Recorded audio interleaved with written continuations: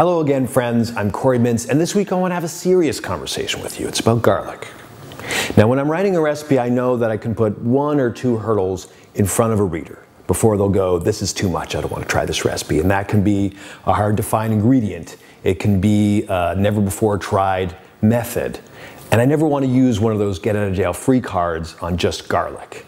And yet, a regular thing that I'll reach for is just a spoonful of confit garlic. And this recipe, based on a dinner that I had with garlic farmers where they brought all these different kinds of garlics and we tried raw garlic around the table. This is a recipe that focuses on just the simplicity of raw garlic, a few more ingredients that turns it into a dish.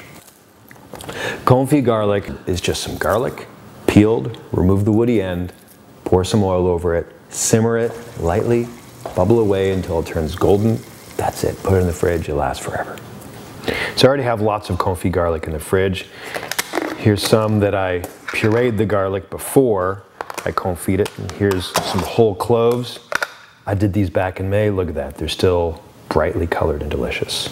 So this is a recipe, navy beans with garlic and cream that we used to make in a restaurant where I worked. And back then we would put on top of it pheasant. And the pheasant was, I think, stuffed with foie gras. And it was good. Obviously it was good. But I always remember thinking, I don't need the meat on this dish. I just want to eat the beans. Now, today I'm going to put something on top because you know what? A bowl of beans is not so photogenic in and of itself. So I'm going to put something on top, but if you're going to try this at home, and I do recommend that you try this at home, forget about that, just focus on the beans. All I'm going to do is take a scoop of confit garlic. I've already got some beans. I cooked some dried beans the night before, used canned, it's fine. A little bit of cream and reduce that in the pan. I'm going to finish it with some fresh herbs and zest. Okay, now we come to the part of the program where I got to make an ask of you. And I'm not going to ask you to send money.